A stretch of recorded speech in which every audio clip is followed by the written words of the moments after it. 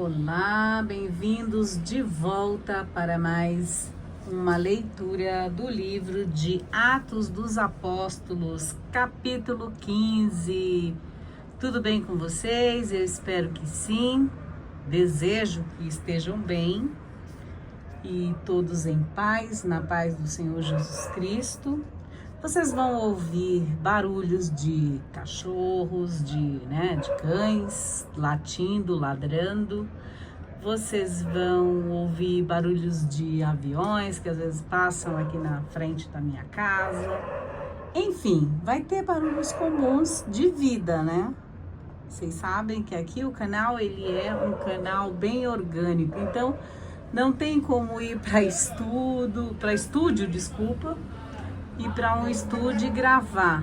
Então a gente faz na natureza, a gente faz na vida diária, como acontece com todo mundo. Ó, tem alguém gritando lá na rua e é assim. E vamos que vamos. Não podemos deixar que os barulhos, externos nos impeçam de ouvir, refletir e meditar a palavra de Deus. E Atos dos Apóstolos nos faz refletir sobre as nossas atitudes, os nossos atos, como discípulos, como alunos de Jesus e como aqueles que acreditam na fé dos apóstolos, porque a fé cristã, ela é a fé dos apóstolos. Nós acreditamos no Cristo, nós acreditamos nesses eventos porque os apóstolos transmitiram para nós. Vamos lá, pegue a sua Bíblia, não importa qual tradução, ou se você sabe ler em grego, pegue a sua, ou a Nestlé Aland, eu não sei qual versão você vai pegar, mas vamos aproveitar esse momento e vamos ouvir o que o capítulo 15 de Atos nos tem para dizer. A Assembleia de Jerusalém. O que é uma assembleia? Uma assembleia é uma reunião. É uma reunião de pessoas, É uma reunião de pessoas. Por exemplo, no hebraico fala-se Kahal Yahvé, a Assembleia de Deus, a Assembleia dos Filhos de Deus, Então, a Assembleia, a reunião em Jerusalém, em Jerusalém, Essa cidade brilhante, essa cidade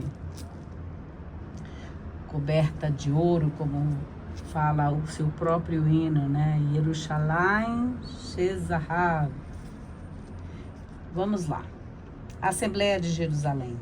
Capítulo 15, Atos dos Apóstolos. A controvertida relação entre a lei e salvação. Gente, eu tenho que enfatizar a respeito disso. A lei. A lei, para vocês que vêm aqui no canal, vocês já sabem que refere-se à lei de Deus e também à inspiração dos 5 livros inspirados por Deus e revelado a Moisés no Monte Sinai. Sem lei não há amor. Sem amor não há lei. Então a lei, entendam que às vezes eles fazem sim, e até hoje fazemos uma confusão em relação a extinguir a lei de Moisés, a lei como um todo, a lei de Deus, Então, olha só, e a mesma coisa nós temos essa dificuldade também, ainda hoje nós temos essa dificuldade, as mesmas dúvidas que os alunos de Jesus, que os apóstolos e o povo tinham naquela época, nós temos também, em relação, tem muita gente que diz, eu não sou mais da lei é os judeus, porque eles cumprem as 613 mitzvot, dos 613 mandamentos, as 613 leis, agora eu sou de Jesus, então é só os 10 mandamentos. Não, os 10 mandamentos é só um resumo daqueles 600. E quando Jesus também fala a respeito da lei, ele sintetiza em 2 partes, que é justamente qual é a primeira lei? É ouvir. Ouve, ó Israel, o Senhor teu Deus é um, o Senhor teu Deus é único. Então, a primeira lei de Jesus que ele enfatiza no Novo Testamento é essa: ouvir a palavra de Deus. Esse é o primeiro mandamento. E o segundo, amar o seu próximo como a ti mesmo. Essa é a lei, é o básico do básico do básico. Então, eles tinham também, os apóstolos tinham essa dúvida que tinha que abandonar a lei de Moisés. Será que realmente temos que abandonar a lei de Moisés? Algumas práticas nós não podemos mais fazer, até porque não existe mais templo, não existe algumas coisas. Então, realmente não tem como fazermos. Mas vamos ouvir qual era a dúvida que eles tinham aqui em relação à lei e à salvação.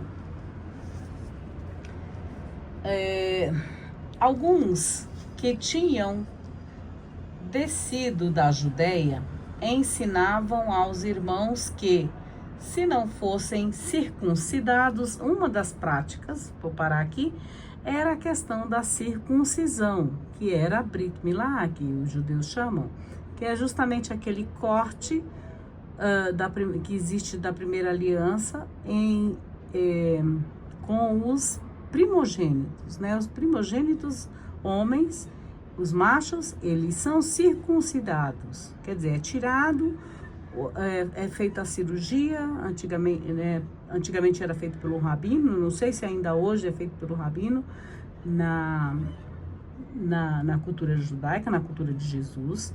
Então, é onde a criança, ao nascer, eles tiram o prepúcio, né, a pele do prepúcio da criança, e isso chama-se circuncisão, chama-se Brit Milá, né? Então, olha só, eles começaram,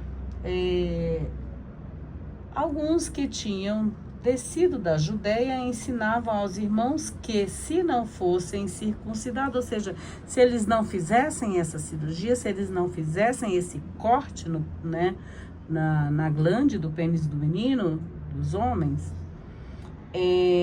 segundo o costume de Moisés, segundo a lei de Moisés, não poderiam salvar-se. Ou seja, percebam quanto peso eles colocam para que uma pessoa obtenha a salvação. Em algumas religiões diz o seguinte: sem você viver dando caridade, não há salvação. E aí aquelas pessoas que já nascem, que não têm condições nenhuma de exercer essa função de ajudar o próximo, e aí como é que fica? Não vai ser salvo também? Percebam que isso são ideias de líderes religiosos, assim como está aqui. Eram os irmãos que impunham esse peso para os outros. Não, agora você é cristão, você tem que ser circuncidado conforme a lei de Moisés. Não, essa lei, a primeira lei, é para os judeus, é para o povo de Jesus, né? E não para nós que somos cristãos, né? Algumas práticas não tem como a gente fazer, tá? Então, percebam o quanto peso se coloca em cima das pessoas. E aí, você só pode ser salvo se você fizer a circuncisão. Você só pode ser salvo se você der muita caridade, se você dividir com os teus bens com todo mundo, com tudo, e ficar sem nada. Aí você vai pro céu, você vai ser santo, você vai... Eles usam um monte de palavras, né? Vai ser salvo, enfim. E quem não tem condições, como é que fica? Não vai ser salvo também? Sabe? Então, a gente tem que estar muito atento à imposição que os irmãos da Assembleia colocam na gente. Eu estou falando isso no lado religioso. Agora, você imagina na questão social, né? Muitos dizem, você tem que, para você ir para o céu, para você ser uma boa pessoa, você tem que ter isso, você tem que ser aquilo, você tem que fazer isso, você tem que pintar e bordar, você tem que fazer muitas coisas, você tem que fazer muita caridade, você tem que fazer isso. Gente, quanto cansaço colocam-se nas pessoas. Às vezes a pessoa veio só para conhecer o mundo. Veio para plantar uma árvore, para ter um filho, para deixar para a próxima geração, veio para escrever um livro e tá bom. Tá bom, já é um esforço muito grande, né? Agora, tem pessoas que vêm para serem cientistas, para descobrir a vacina para a cura de muitas doenças. Outros vêm para serem grandes empresários. Ninguém veio para servir, para ser a mesma coisa como todo mundo quer. Às vezes, eu vou ser cabeça. Tá bom, e os membros, e a cauda, e o resto do corpo de Cristo? Como é que vai ser? Vai ser, né? Sabe? Então, cada um veio para fazer algo e não é igual a todo mundo.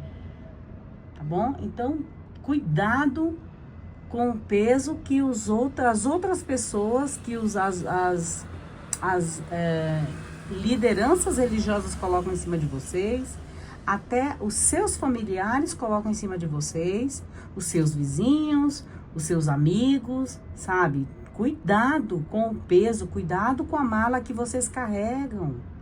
A mala que a gente deve carregar é só a nossa. A gente não pode carregar os sonhos, os desejos das outras pessoas, as suas frustrações, né? Até mesmo seus desejos de realizações. Quantos pais colocam peso em cima dos filhos, querendo que os filhos sejam uma coisa que eles não foram, ou que os filhos tenham algo que eles não tiveram, sabe? Então, isso traz um peso para as pessoas. Então, fiquem muito atentos para vocês se libertarem disso. E se você é pai, se você é mãe, se você é líder religioso e está fazendo isso, comece a pensar quanto peso você está colocando na vida das pessoas que te seguem, das pessoas que são da tua família, né, do teu filho, da tua filha, do teu cônjuge, né? As pessoas às vezes criam expectativas em cima das outras de uma tal forma que, se a pessoa não tiver uma saúde mental, uma espiritualidade muito boa e o emocional não esteja bem, elas sucumbem a esses desejos, né? Então, olha aqui, voltamos aqui. Alguns que tinham descido da Judeia ensinavam aos irmãos que, se não fossem circuncidados, segundo o costume de Moisés, segundo a lei de Moisés, não poderiam salvar-se. Isso provocou um alvoroço e uma série de discussão de Paulo e Barnabé com eles. Decidiram então que Paulo, Barnabé e alguns outros dentre eles subissem a Jerusalém para consultar os apóstolos e os anciãos a respeito dessa questão. Ou seja, olha, a confusão era tanta que eles queriam que eles fossem circuncidados, fossem operados, né, fizessem essa cirurgia no pênis, que eles foram para Jerusalém consultar os mais velhos que já estavam lá e os apóstolos. Ou seja, aí consulta mais outras pessoas que de repente até aceitam que tem que ser assim. E, enfim, por quê? Porque elas nasceram naquela cultura e não mudaram, né, a perspectiva de vida. Vamos ouvir aqui, ó. Foram consultar os apóstolos e os anciãos a respeito dessa questão. Os que foram enviados pela igreja atravessaram a Fenícia e a Samaria e contando em detalhes a conversão dos gentios. Quem são os gentios? Os gentios são os não-judeus, tá? A conversão dos gentios. Essa conversão causava grande alegria entre todos os irmãos. Tendo chegado a Jerusalém, foram acolhidos pela igreja. pelos apóstolos e pelos anciãos. Relataram então tudo o que Deus tinha feito com eles. Contudo, alguns da seita dos fariseus, os fariseus em hebraico são os perushins. Os perushins, eles eram separados. Os perushins eram os separados para realizar as coisas de Deus, tá? Não caiam nessa esparrela de dizer que os fariseus eram os hipócritas, tá? Não é só isso, não é só, tá? Os fariseus, eles eram zelosos da lei de Deus, tá bom? Então, olha só, alguns da seita dos fariseus que tinham abraçado a fé intervieram dizendo: é preciso circuncidá-los e ordenar-lhes que guardem a lei de Moisés. Olha aí, eles eram mais xiitas do que tudo, tá? Então, é como aquela questão que muito diz, sem caridade não há salvação, sem Maria não há salvação, sem José não há salvação, sem estar dentro de uma igreja, de um templo, de um CNPJ, não há salvação. Entendeu? Então, não é bem assim a questão, é muito mais profundo, tá? O discurso de Pedro. Os apóstolos e os anciãos reuniram-se para examinar essa questão. Depois de prolongada discussão, Pedro se levantou e disse: irmãos, vós sabeis que, desde os primeiros dias, Deus me escolheu dentre vós para que os gentios ouvissem por minha boca a palavra do evangelho, a palavra da boa nova, e abraçassem a fé.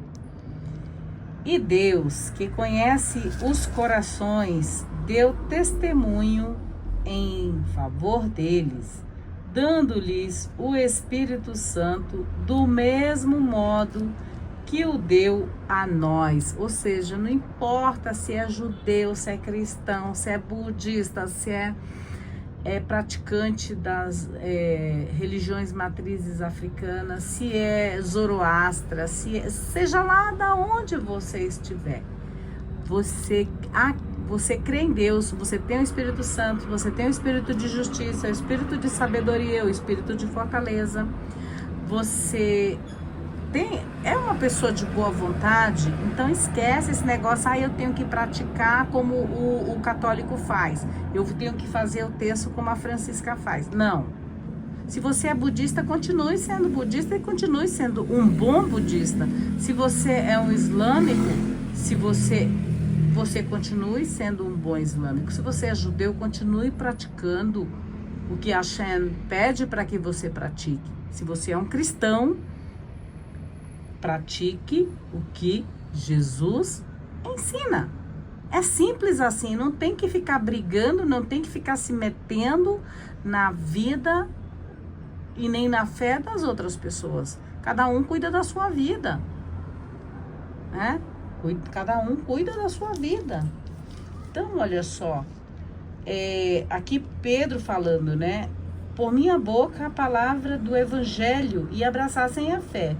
E Deus, que conhece os corações, deu testemunho em favor deles, dando-lhes o Espírito do mesmo modo que o deu a nós, sem fazer nenhuma distinção entre nós e eles. Ou seja, não tem diferença nenhuma se é um judeu, ou se é um cristão, ou se é um muçulmano, se é um zoroastra, se é que faz as coisas de Deus, né? Que está a serviço da palavra de Deus, né?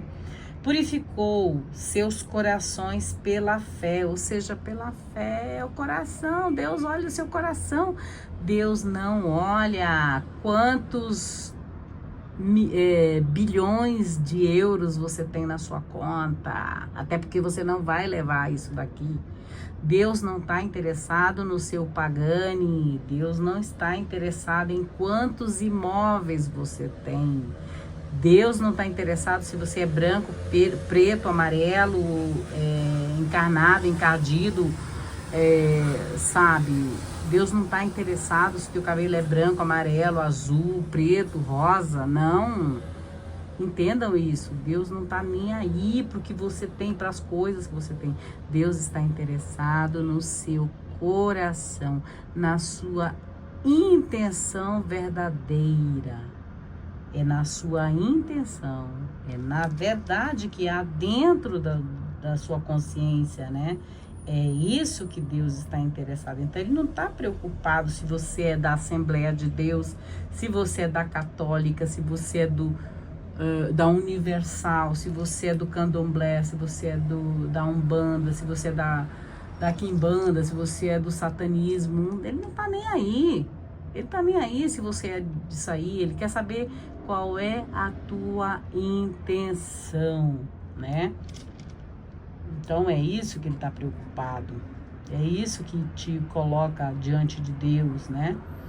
Porque agora tenhais a Deus colocando no pescoço dos discípulos um jugo que nem nossos pais, nem nós fomos capazes de suportar. Ou seja, são 613 mitzvot, 613 mandamentos. Se nem os patriarcas, nem as matriarcas, eles não conseguiram realizar tudo. Imagina se nós vamos realizar, gente, conseguir fazer, cumprir todos os mandamentos. Nós não vamos. E por que eles querem impor isso pra gente? Por que os líderes religiosos querem impor essas coisas pra gente? Porque eles não conseguem fazer também, entendeu? Olha só, Pedro ele argumenta bem isso, olha só. Sem fazer nenhuma distinção entre nós e eles, purificou seus corações pela fé. Porque agora tentais a Deus, colocando no pescoço dos discípulos, dos alunos, um jugo que nem nossos pais, nem nós fomos capazes de suportar. Porque é muito fácil você apontar o dedo para o outro, você julgar o outro, né? Mas você de verdade, nem você é capaz de fazer às vezes aquilo que você julga, né? Então, é colocar um peso na costa do outro, né? No pescoço do outro. Ao contrário, nós cremos ter sido salvos pela graça do Senhor Jesus, exatamente como eles. Ou seja, tanto os judeus, porque os discípulos eram judeus, e tanto nós que somos gentios, né, ele diz que nós cremos, né, ter sido salvos pela graça do Senhor Jesus Cristo. Toda a assembleia ficou em silêncio e passaram a ouvir Barnabé e Paulo, que relatavam todos os sinais e prodígios que Deus tinha feito entre os gentios por intermédio deles. O discurso de Tiago. Depois que eles acabaram de falar, Tiago tomou a palavra e disse: Irmãos, escutai-me. Simeão explicou como Deus, desde o princípio, preocupou-se em escolher dentre as nações um povo para seu nome. Simeão, vocês sabem que é Pedro, né? Também, né? O nome de Pedro também era chamado Simeão. Então, ele está falando, Tiago chama Pedro de Simeão. Ó. Irmãos, escutai-me.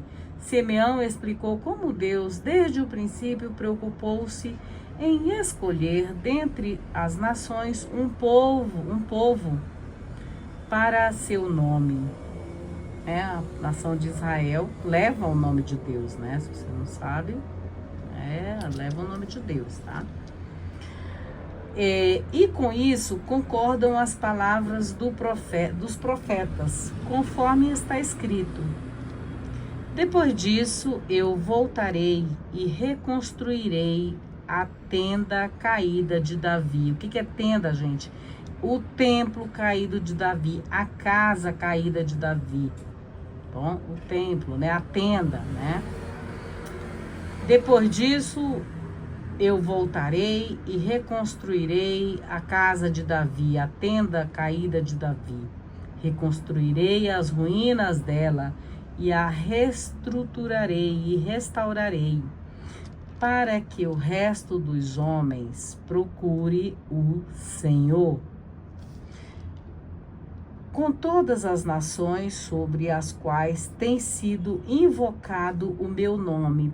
Olha, gente, o nome de Deus, ele é invocado em muitas nações e de diferentes maneiras, de diferentes simbologias, diferentes sons, tá? Você sabe que o nome do Senhor um deles é o tetragrama, né? O Yuri, o Ré, o Vav e o Ré, que significa Yirê, Axé, Rie, ou seja, eu sou, eu serei, o que serei, né? Desde o princípio, eu sou. Quando a Francisca, eu digo eu sou, eu estou me colocando à disposição deste Deus chamado eu sou. Quando eu digo eu sou Francisca, porque eu recebi esse nome da minha família. De verdade, eu não sei qual é o meu nome, mas a minha família me deu esse nome. Então, aqui neste planeta, eu me chamo Francisca.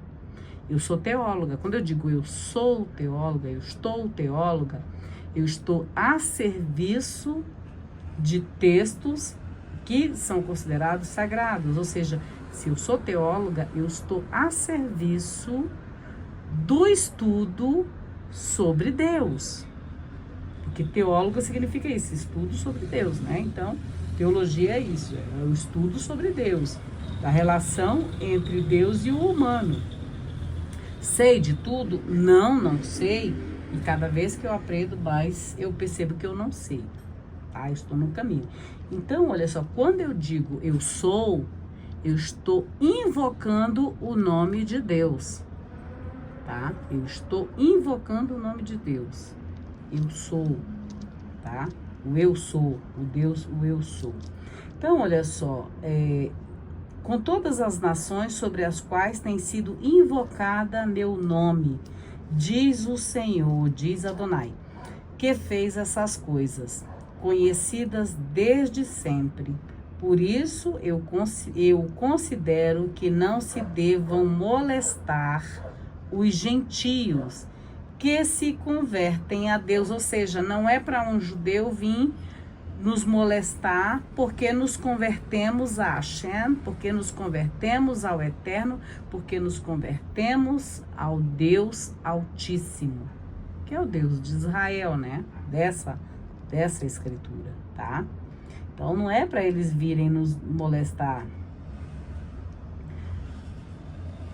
Escrevamos-lhes, porém, para que se abstenham do que está contaminado pelos ídolos. O que é contaminado pelos ídolos, gente? A imoralidade sexual. Aqui eu vou fazer um adendo. Por quê? A grande tentação dos filhos de Deus, aqueles que já se converteram a Deus, quando eu digo se converteram a Deus, mudaram, fizeram uma mudança de vida, gente, eu não estou falando que se converteram à placa de igreja. Eu estou falando sobre a conversão a Deus, ao caminho do bem, tá? E uma das grandes tentações é a questão da imoralidade, da sexualidade. Por quê? É a questão da pornografia. Pornografia, vocês sabem, para quem conhece o grego, vem da porneia. Porneia significa prostituição. Prostituição não é somente prostituir-se com o seu corpo, mas é prostituir-se com as coisas do mundo. É ser ganancioso, é aceitar qualquer coisa, é se prostituir tá? Não é só apenas tirar a roupa, ou andar pelado na rua, ou vender seu corpo, ou trabalhar com esse corpo para adquirir dinheiro. Não é só isso. Isso é o de menos. Mas existe uma prostituição muito mais, e que a maioria, que muitos ainda se deixam tentar sucumbir para essa direção. Então, olha só, ele diz assim, ó: escrevam-lhes, porém, para que se abstenham, ou seja, já é um aviso, já é um alerta, se abstenham do que está contaminado pelos ídolos, porque a prostituição é você estar juntamente com os ídolos, né? Os ídolos da imoralidade sexual, que é o quê? É transar como se não existisse amanhã, pegar doenças, DST, sair com Deus e o... sair com o mundo inteiro, sabe? Sai com um, sai com o outro, vai nos prostíbulos, sai com a mulher de não sei quem, sai com o irmão de não sei quem, transa com a irmã, transa com o filho, transa com... E essas coisas, gente, que é abominável aos olhos de Deus. Vocês não têm noção, além do que se contaminam com doenças, com muitas coisas que não tem nada a ver, sabe? Então, olha só, isso é o que os apóstolos falam, né? Não se contamine com a questão sexual. Também a questão da carne de animais sufocados. E outra coisa também, tem aquela questão da zoofilia, gente. Isso não é legal aos olhos de Deus, tá? Aí eles falam também a questão de não comer animais sufocados, animais sacrificados, né? Que sofreram, animais que sofreram antes de morrer, tá? E do sangue. Não se pode, sabe aquela galinha cabidela que você gosta com sangue? Pois é, aquilo ali, meu Deus do céu. Os apóstolos dizem que não é pra gente comer, né? Algumas coisas eu não como, até engraçado que até o meu corpo, eu sou alérgica a algumas coisas, por incrível que pareça. Olha aí os funk da vida, olha aí. Vocês estão escutando, né? Não tem jeito não, gente. Então, olha só, para se abster das carnes de animais sufocados e do sangue.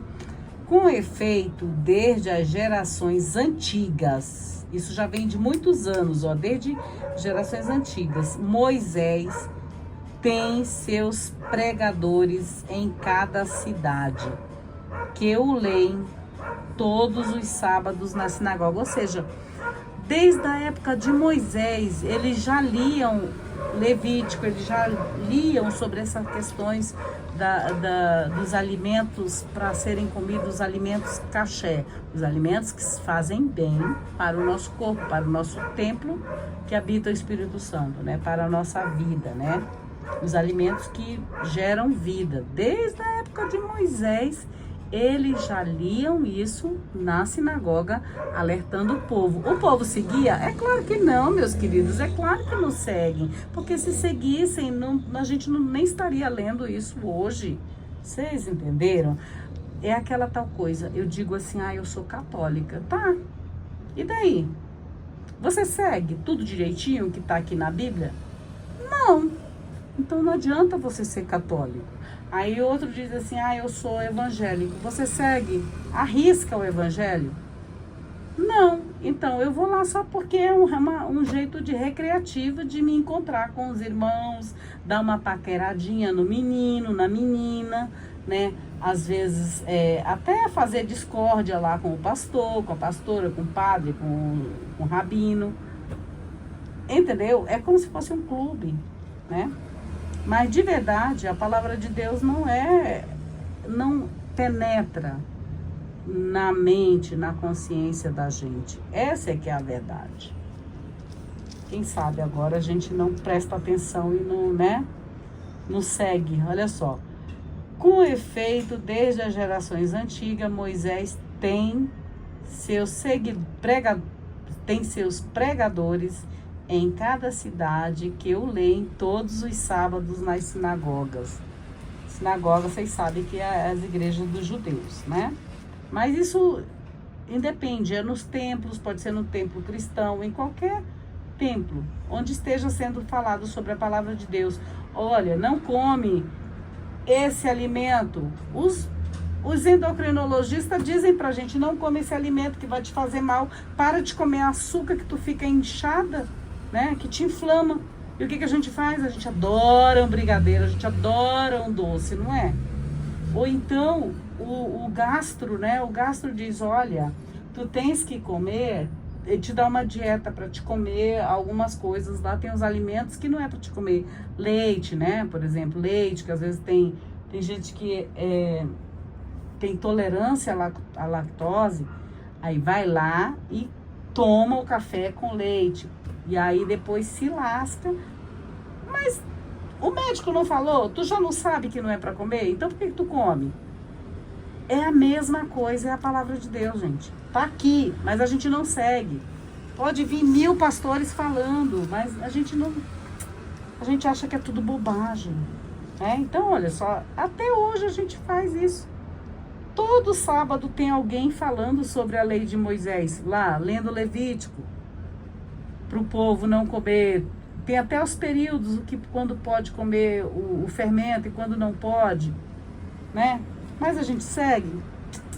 Não segue. É só olhar para o corpo de um judeu, olhar para o corpo da Francisca, de um cristão, ou de qualquer outra pessoa assim. Você vai ver como os nossos males, eles são revelados no nosso corpo.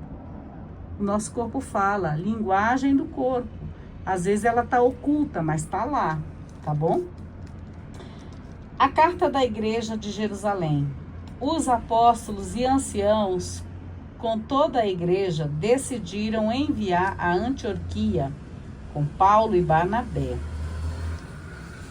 Deixa eu ler de novo. A carta da igreja de Jerusalém.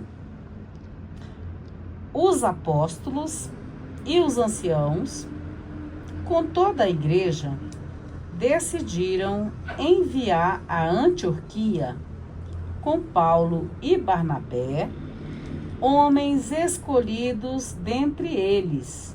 Ou seja, eles escolheram lá os homens e foram, né, para Antioquia. Olha lá. Dentre eles, Judas, chamado Barsabás, e Silas, líderes entre os irmãos. Eles eram o quê, gente? Eles eram liderança.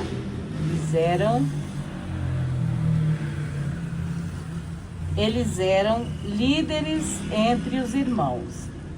Eles deviam levar em mãos o seguinte escrito. Nossa, ainda tem bastante aqui para ler, né? Os apóstolos, olha só o que eles escreveram, o que estava escrito nessa carta.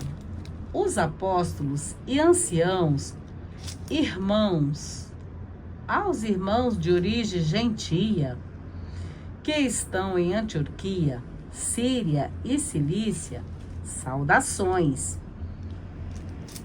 Ficamos sabendo que alguns dos nossos, sem encargo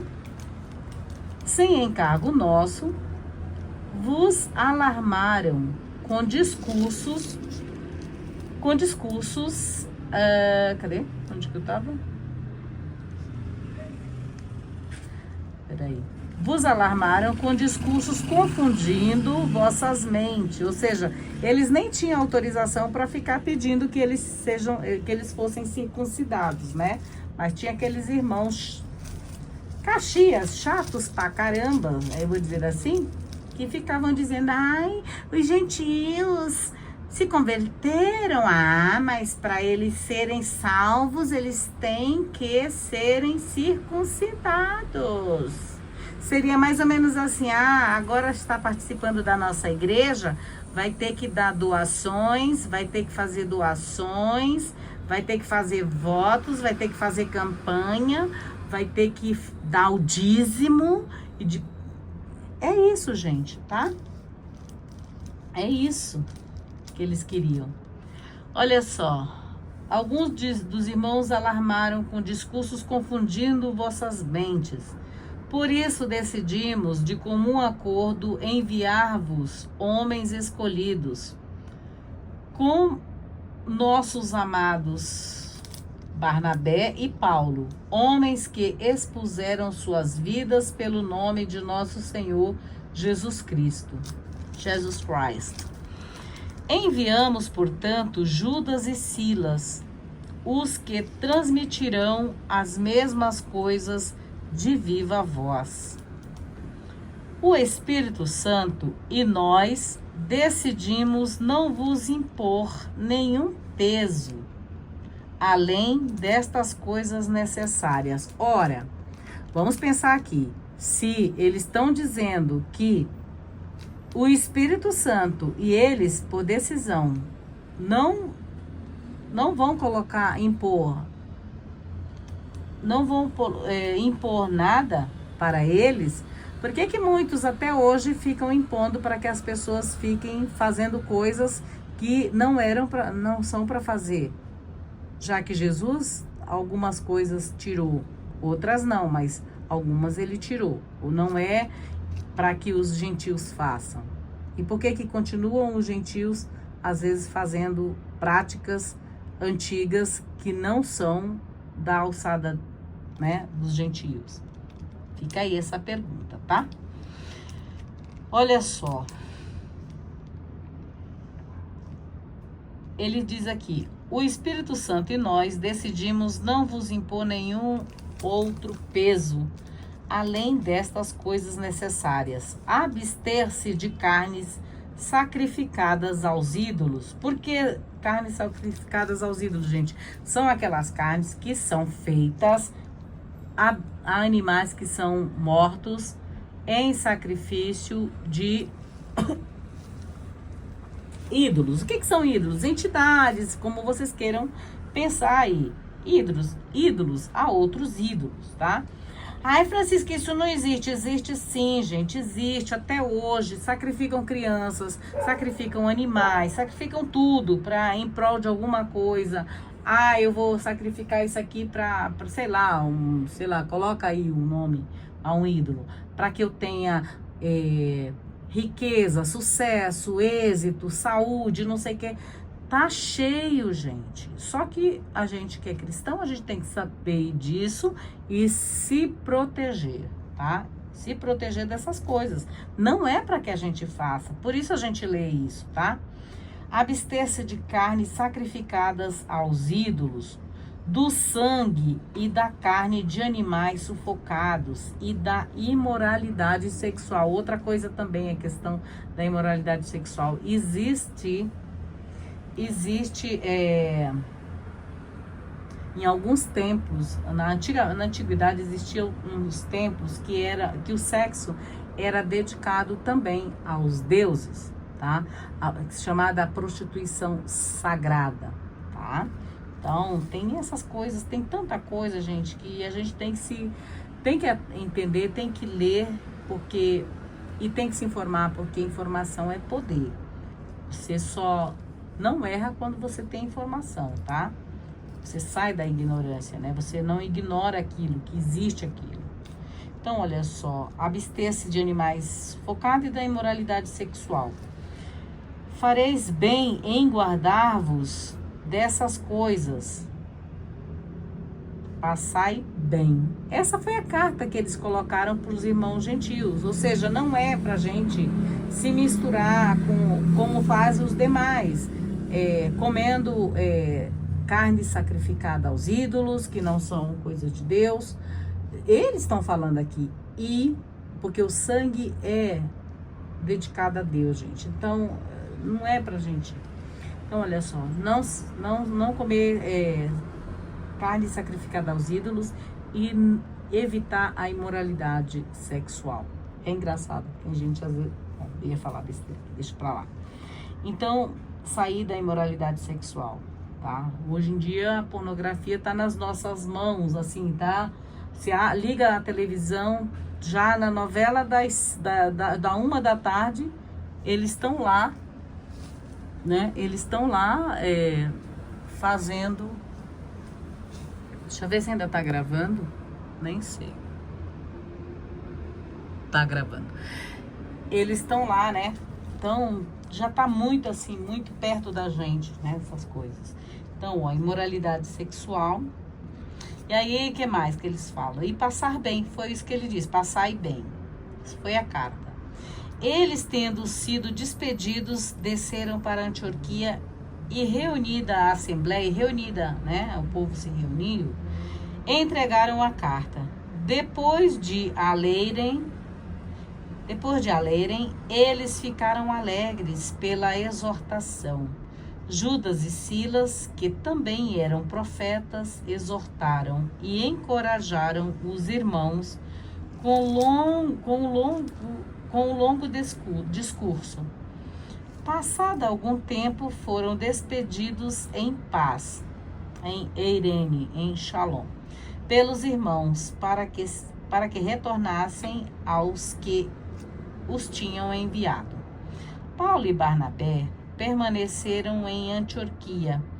Junto com muitos outros, ensinavam e anunciavam a boa nova, a palavra de Deus, quer dizer, o evangelho da palavra de Deus, o evangelho da palavra do Senhor. Uma das cidades onde anunciamos a palavra do Senhor, para ver como estão. Ah, não, tô lendo errado aqui, gente, peraí. Olha, vamos de novo aqui.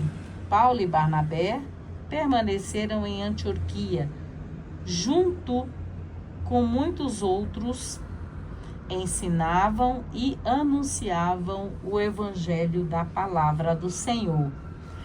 A viagem missionária de Paulo. Paulo e Barnabé se separaram. Algum tempo depois, Paulo disse a Barnabé: voltemos a visitar os irmãos em cada uma das cidades onde anunciamos a palavra do Senhor, para ver como estão. Barnabé queria levar consigo também João, chamado Marcos, mas Paulo opinava que não deviam levar consigo aquele que os tinha abandonado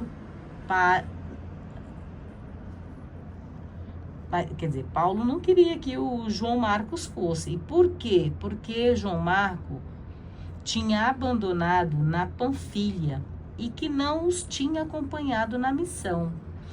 Houve um desentendimento tal que os dois se separaram.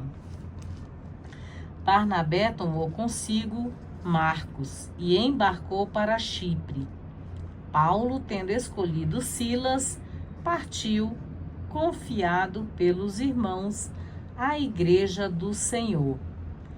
Ele atravessou a Síria e a Cilícia, encorajando as igrejas. Percebam como foi longo esse capítulo, né?